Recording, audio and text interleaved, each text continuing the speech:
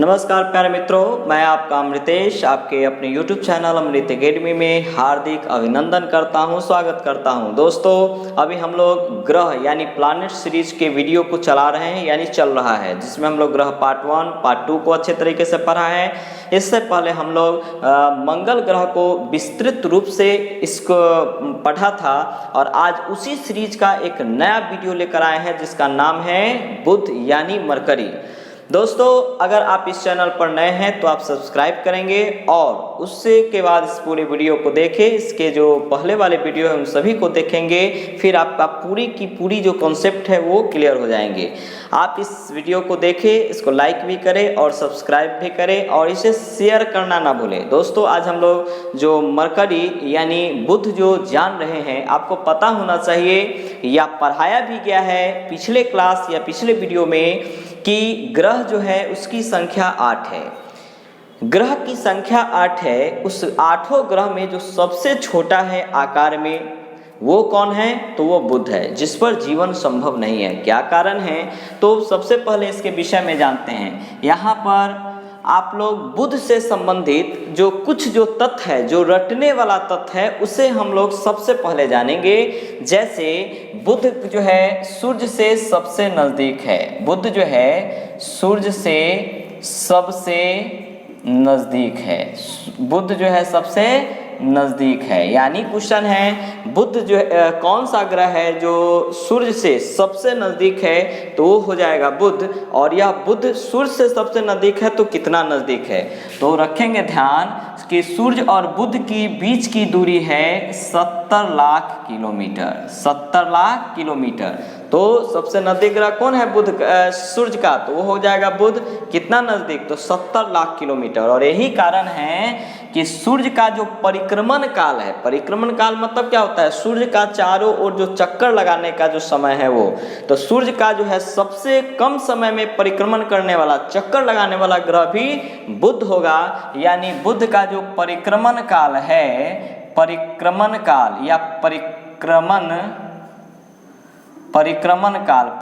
काल का मतलब क्या हो गया? सूर्य के चारों ओर चक्कर लगाना, नहीं?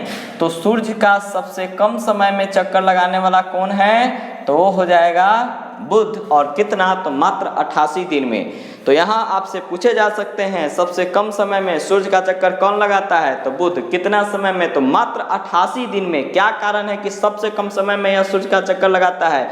क्योंकि यह सूर्य से सबसे निकट है और यह सबसे निकट है। तो कितना है? तो मात्र 70 लाख किलोमीटर। मात्र इसलिए कहें क्योंकि सबसे नज़दीक है। अगला टर्म, ये जो 88 दिन में जो चक्कर जो सूर्य का लगा रहा है, इसकी गति कितनी है? तो इसकी गति होती है 48 किलोमीटर प्रति घंटा। यानी 48 किलोमीटर प्रति घंटे की गति से यह सूर्य का चक्कर लगा रहा है। और यह ऐसे पूछा जाए कि इसका परिभ्रमण काल कितना है? परिभ्रमण का मतलब होता है अपने अक्ष यानी एक्सिस पर घूमना। तो अपने अक्ष पर जो यह घूमता है वो मात्र घूमता है 58.6 दिन में। 58.6 दिन में यह अपने अक्ष पर घूम लेता है। तो ये कुछ बेसिक चीज़ है जिसे आपको जानना पड़ेगा। ये बुध जो है इसका कोई उपग्रह नहीं है, यानी उपग्रह की संख्या कितनी हो जाएगी? तो 0। बुध के कितने उपग्रह हैं? तो इसका उपग्रह जो है 0 है, एक भी नहीं है। ऐसे बुध के अलावे शुक्र ही एक ऐसा उपग्रह है जिसका ग्रह है जिसका कि उपग्रह नहीं है। यानी 8 ग्रहों में कितने ऐसे ग्रह होंगे जिसका कोई उपग्रह नहीं है? तो केवल 2, एक है बुध और दूसरा हो जाएगा शुक्र। अब है हम लोग इस चीज़ों को तो जान रहे हैं। अब आकार में आते हैं। आकार में भी सबसे छोटा,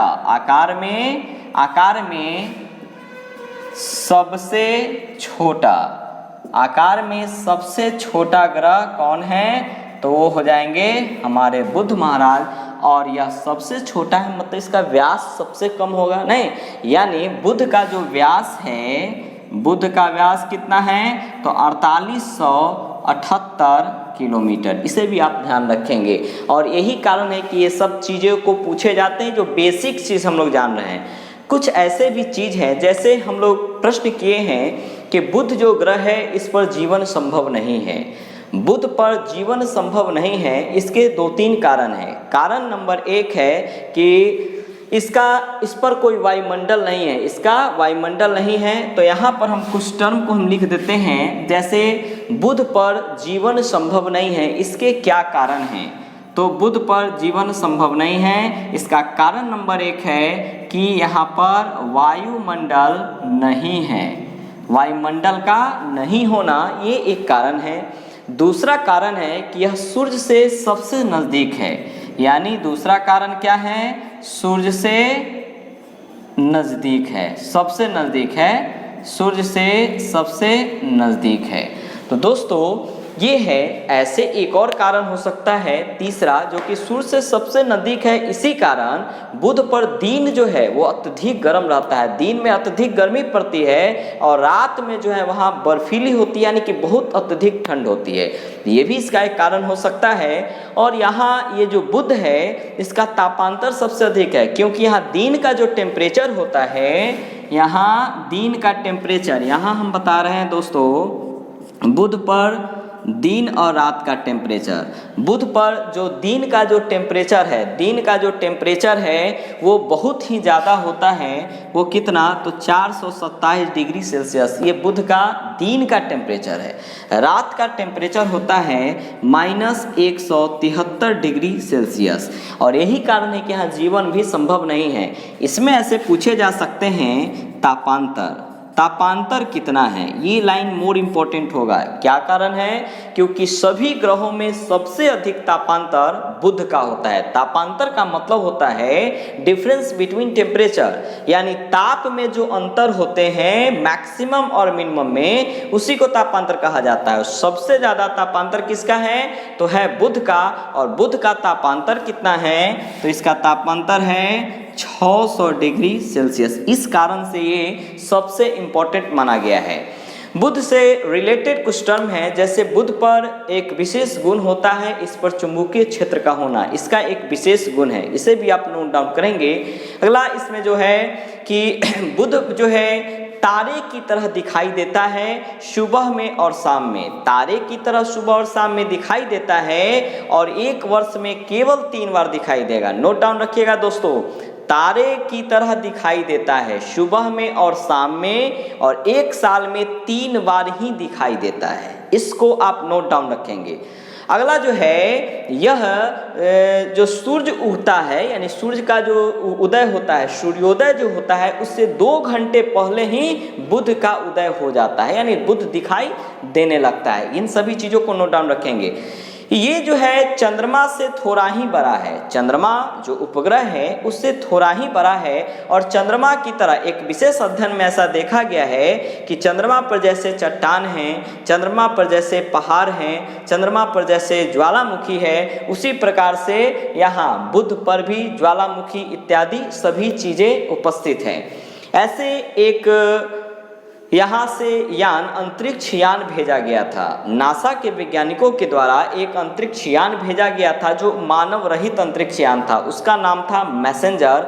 लेकिन किसी कारणवश उसमें टकराकर वो जो है नष्ट हो चुका था, जिस कारण हम लोग बुध के विषय में विशेष जानकारी अभी तक प्राप्त नहीं कर सके हैं। जैसे क्वेश्चन पूछा जाएगा, बुध पर भेजा गया, बुध ग्रह पर भेजा गया प्रथम मानव रहित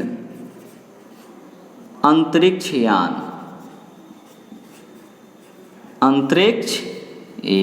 ये भी याद रखिएगा दोस्तों। पहला मानव रहित अंतरिक्ष यान, मानव रहित का मतलब होता है बिना आदमी का, सीधे यान भेज दिया गया।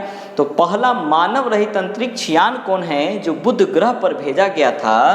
तो यहाँ अब इस चीज़ को भूलेंगे नहीं, उसका नाम है मैसेंजर। यही है अंतरिक्ष यान। मैसेंजर जो है पहला ऐसा अंतरिक्ष यान है जो मानव रहित था और बुध ग्रह पर रिसर्च के लिए भेजा गया था।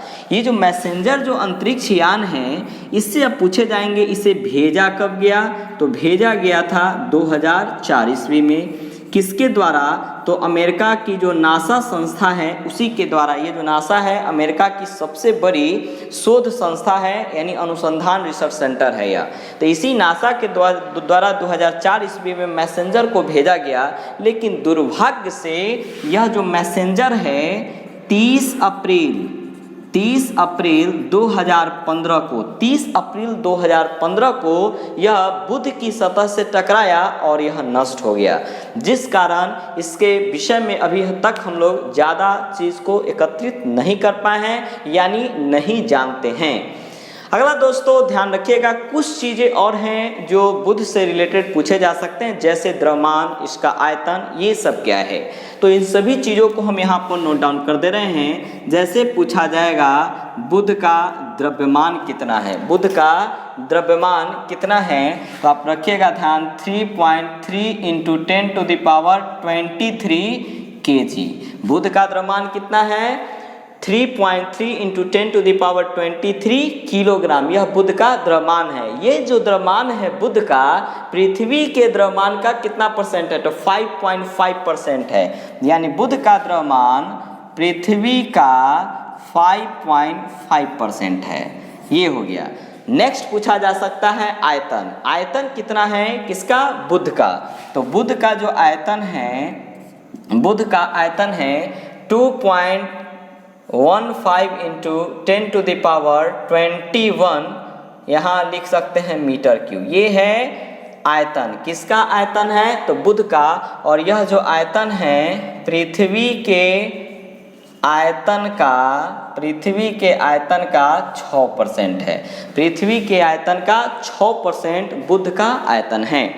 दोस्तों एक चीज़ और रखेंगे ध्यान, बुध का जो एक दिन होता है, बुध पर जो एक दिन होता है हमारी पृथ्वी के 90 दिन के बराबर होता है, और वहाँ की जो एक रात होती है वो 90 रात के बराबर होती है। यानी जैसे हम लोग यहाँ पर कोर्स चलाते हैं एसएससी, रेलवे या अदर जो कंपटीशन का जो एग्ज़ाम होती है उसकी जो तैयारी हम लोग जो करते हैं, अगर यहाँ पर करते हैं तो 6 महीना में हो गया। नहीं सोचिए, हुआ एक दिन ही या 90 दिन के बराबर है, 3 महीना के बराबर हुआ तो बिकाइए जाएगा ना। ये सब चीज़ इसी तरह बता रहे हैं दोस्तों। तो ये आज हम लोग बुध से संबंधित जो जानकारियाँ थी उसे हम लोगों ने एकत्रित किया है। इसे हम लोग अच्छे तरीके से पढ़े हैं, और इसे आप देखें, अच्छा लगे तो आप लाइक करें, शेयर करें, कमेंट करना ना भूलेंगे। इसी तरह का मैं नेक्स्ट वीडियो अगला मैं अपलोड करूँगा। तब तक के लिए आप लोगों से यह आग्रह करता हूँ कि आप लोग इसके पहले वाले वीडियो सभी को देखेंगे। तब तक के लिए धन्यवाद।